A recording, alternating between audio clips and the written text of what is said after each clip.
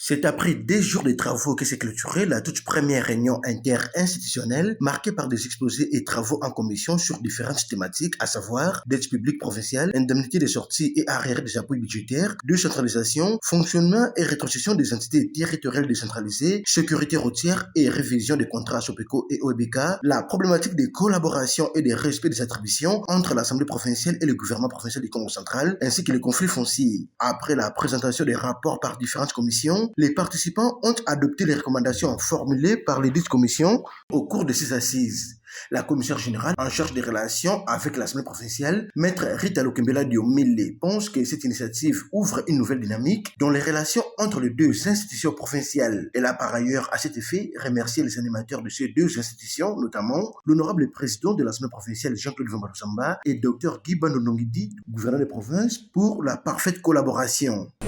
Mes remerciements s'adressent aussi et surtout à ces deux héros vivants. À l'occurrence, l'honorable président de l'Assemblée provinciale et son Excellence, Monsieur le gouverneur de province, qui, grâce à leur volonté manifeste,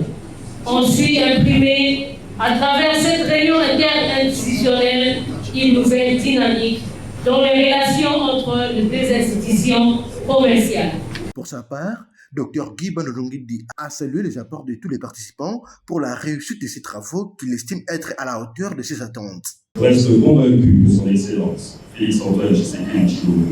président de la République, chef de l'État, garant du bon fonctionnement des institutions, appréciera cette initiative à juste titre, lui autour de qui les filles et les fils du pays se réunissent en vue d'une union sacrée de la nation.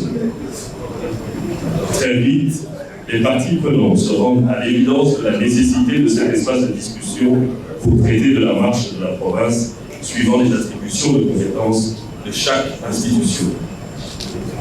À juste titre, il me plaît particulièrement de souligner ma totale satisfaction de cette nouvelle approche de complémentarité et de synergie d'action pour l'intérêt supérieur de la population. Le succès réel de la mise en place de ce cadre, nous le devons à l'engagement et à la mobilisation de tous ici présents, à l'égard desquels je me sens profondément obligé.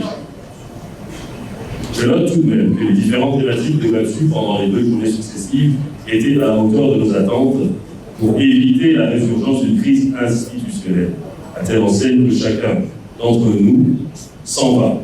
sinon avec des réponses à ces questions, mais tout au moins avec de nouvelles idées, de nouveaux défis qui soient en mesure de faire avancer la province dont nous avons la charge au regard de ce rôle de pivot que nous sommes appelés à jouer. Avant de déclarer close cette réunion interinstitutionnelle, Jean-Claude Vambarosamba, président de l'Assemblée provinciale du Congo central, a martelé sur l'application imminente des résolutions issues de cette rencontre pour la bonne marche de la province. Je serai terminé cette adresse toutefois vous rappeler, Excellence, votre responsabilité, qui est celle du gouvernement dans la mise en œuvre de recommandations sorties de nos différentes commissions et AD. Rappelons par ailleurs que cette réunion interinstitutionnelle s'est tenue 15 ans après celle organisée à l'époque du gouverneur honoraire Simon Floribert Mbachibachia.